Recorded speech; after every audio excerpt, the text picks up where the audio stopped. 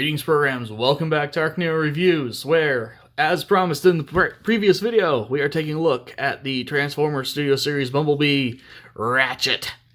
And, like I spoiled in my last video, I like this figure. I like this figure a lot. His color makes the camera really not want to focus on him. Let's go ahead and, if I do... If I adjust the lighting, will it like him more? I think that helped a little bit, actually. Yay! So yeah, here we have him in his weird little Cybertronian Amba Blam thing. Once again, this is a weird kind of nothingy alt mode. Most of the Cybertronian characters, or figures in this line, have that going on where they're, if it's not a Tetrajet, it's a mess. It's a Mestrajet. But you know what? I don't care. I like this thing. It's almost somewhere between like a truck and a submarine. Maybe he just is a submarine and he can go up on land as well. I don't know. I like it though. The big rifle on the back is a weird move for a Ratchet toy, since this is supposed to be, the medic. So maybe this is one of those legendary, healing guns. It's a rock of cure wounds. It does 1d4 bludgeoning damage and heals you for 1d4 plus 1. I don't know. Sculpting, molding on it is pretty good, as always with these figures. Little tab on this side for the robot mode weapon storage. Weirdly enough, I think this is... Here, let me actually go grab a piece from the last video.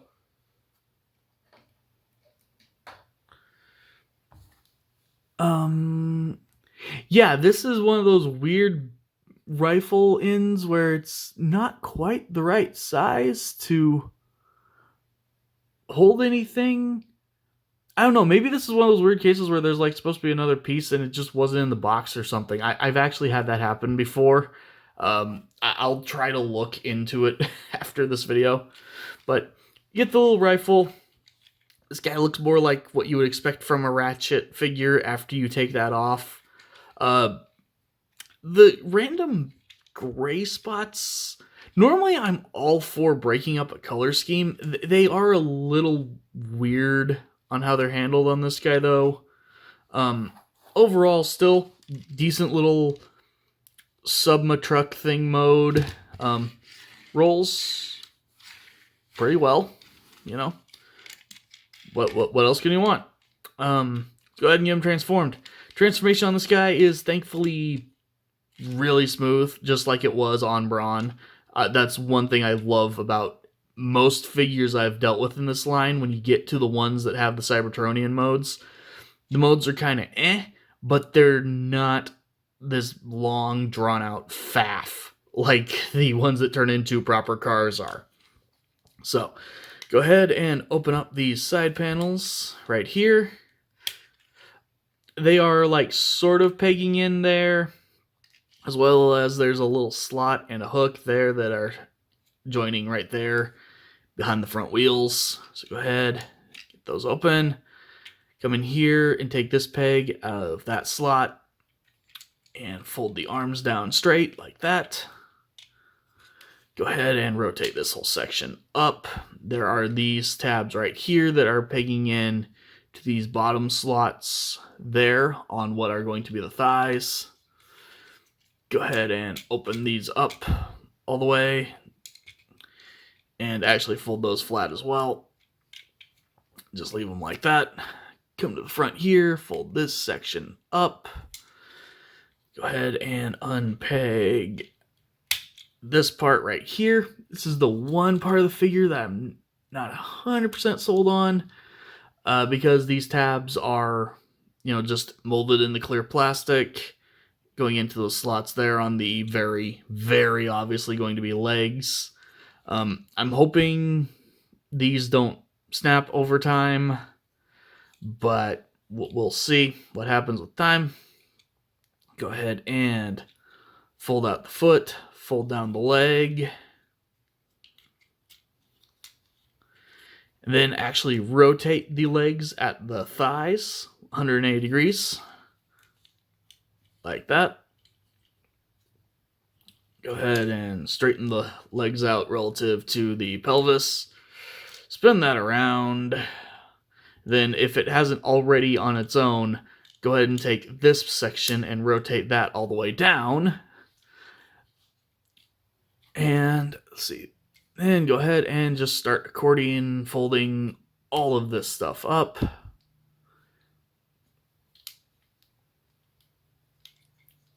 And fold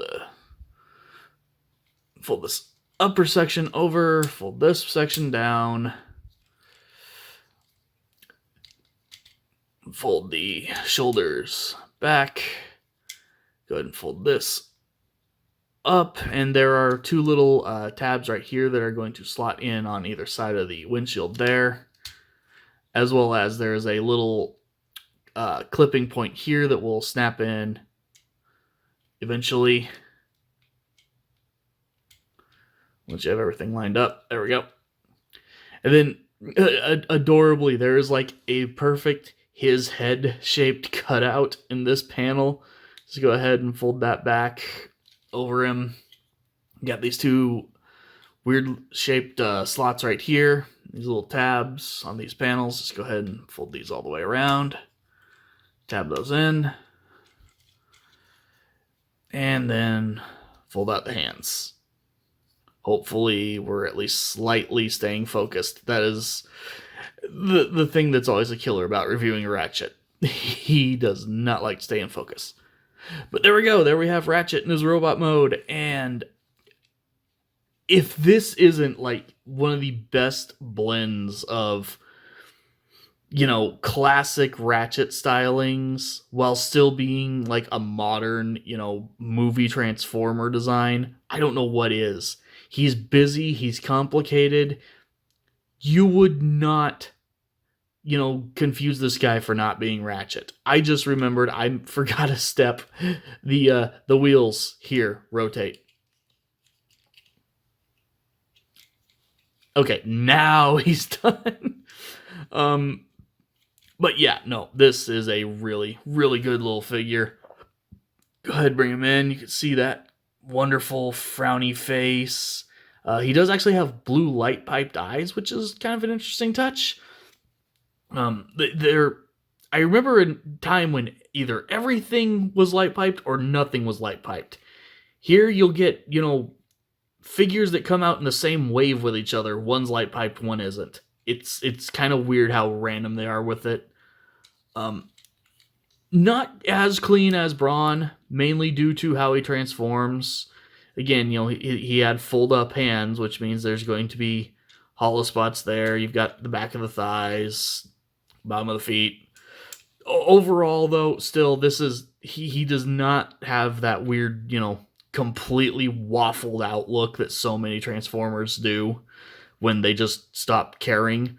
Like, I get it. It's plastic. All plastic is technically hollow just because of how plastic molding works.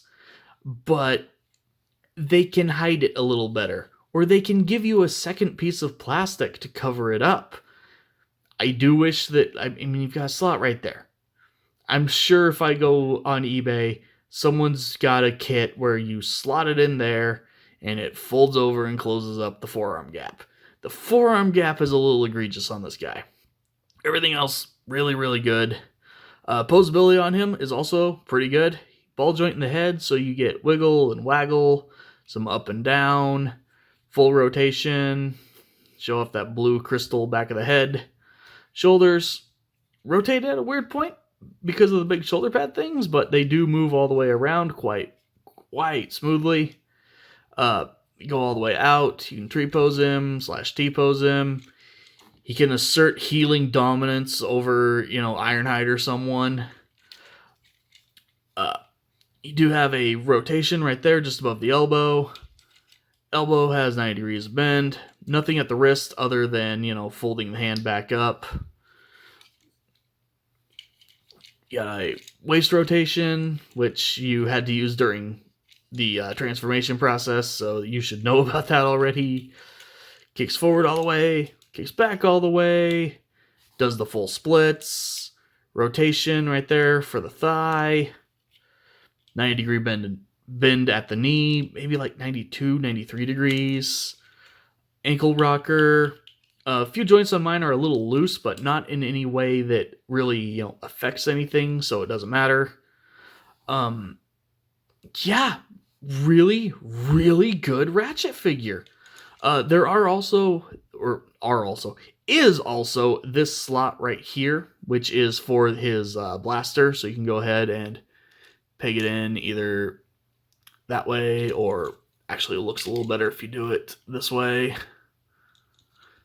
which is still kind of a weird way to do it, because normally you want the barrel facing down, not up, but I mean, whatever. Still really, really good looking figure. Not, not that same kind of absolute adoration that I have for Brawn, but I am still very, very happy to finally have this guy. He looks really good. He poses really well. Just I think I really do have to just come out and say it. I think after they got done with the real world vehicles, big caveat, the only real world vehicle Transformers from the Studio Series Bumblebee line that I've cared for was, Dropkick, his helicopter. I liked the helicopter for Dropkick. The Harrier for Red Girl. It's been a while since I've even tried to think of these names. Shatter. The Harrier for Shatter was neat. It should have been Voyager class, though. It really should have been Voyager class. And Blitzwing. Blitzwing was great. But other than that, I did not care for any of the Earth car mode figures that they did. The first couple Cybertronian cars they did, aka Cliffjumper and Bumblebee, I didn't really care for those, just from the over-reliance of clear plastic and the fact that it was just Jeep Bumblebee again, but its transformation was like rotated 180 degrees, so the feet were in the front instead of in the back. Not great. But as soon as they moved... Optimus Prime. Okay, yeah, the Optimus was good. So, overall, line started out kind of 50-50, I guess I'd say. But as soon as they got to just doing nothing but the Cybertronian modes, and now they're really just diving into like the concept art figures. We've got a Megatron announced. This has become probably the most consistently great line in my opinion. I do also have actually the Ironhide repaint of this guy, because of course there is an Ironhide repaint. He's missing one of his wheels, unfortunately, and I have not gone through the process of trying to see about replacing that wheel. Hey, if anyone happens to be watching this video and you have a spare wheel for Studio Series Bumblebee Ironhide, let me know. And it's not one of those things where like I could have gone back to the store or something. A buddy had gotten the guy. He was missing a wheel. He had already replaced the figure. He knew I could go find a wheel. I simply keep forgetting to try to go find a wheel. But I will say that figure is also really, really fun. I don't know if he's showing up in these 2-packs as well. He might be. If he is, and you prefer red over white, get that one instead. Either way, great mold. Really happy to see it coming, being issued out again, even if it is in this weird way. As I understand, Walmart just had some really, really screwed up distributions rules with Transformers lately. A lot of people are mad. I'm getting the figures, and I'm getting them at a discount, so I can't be mad. Having to go hunt for stuff at Ross is a little bit of a pain in the butt, but hey, these are just being sold at Walmart normally. and you get 2 of them for 25 bucks. It's awesome. Love this figure. Go check him out. So, with all that said, thank you guys for watching, and as always, I will see you next time.